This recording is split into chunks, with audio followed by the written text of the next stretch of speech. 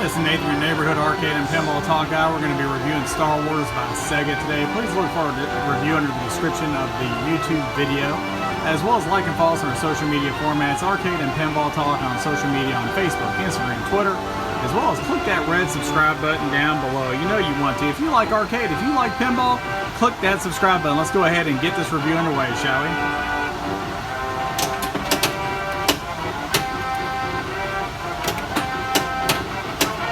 First things first, we're en route right now to Cart Country in Shepherdsville, Kentucky.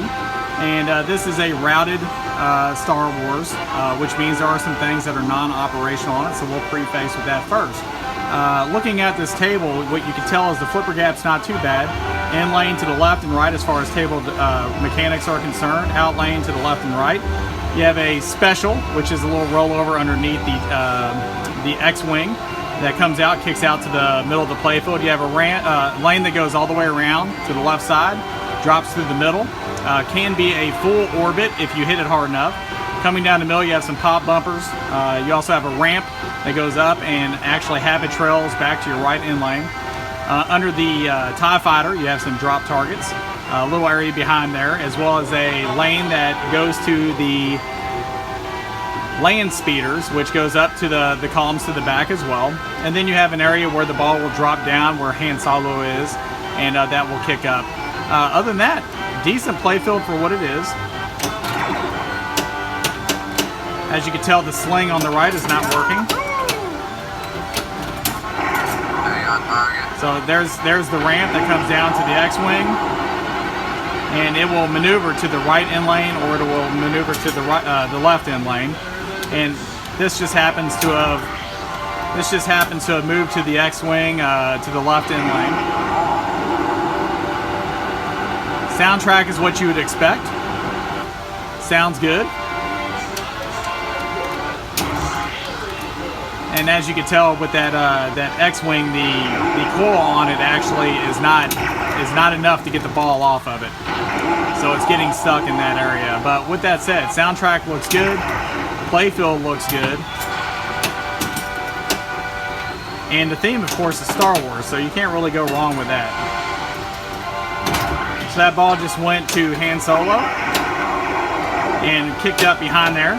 And as you saw, that lane that goes around the left side of the ramp will go all the way around. And sometimes if you don't have enough speed, it will drop back on the columns. You know, the pros and cons of playing machines en route are the fact that sometimes you just run into a machine that operationally isn't maintained, and this is one of them. Now, I'd probably say 70% of the parts on this are working right now, but it also doesn't take away fully from the full effect of the game, which is laid out pretty decently. So I do like the flow of the game. I think you're open to the middle of the playfield and to the front. To the back, you have quite a few shots that are going on. For this being made, you know, back in the day, obviously it was very well made and has a really good layout to it. Soundtrack's there, sound bites are there, playfield artwork is there. It looks really good.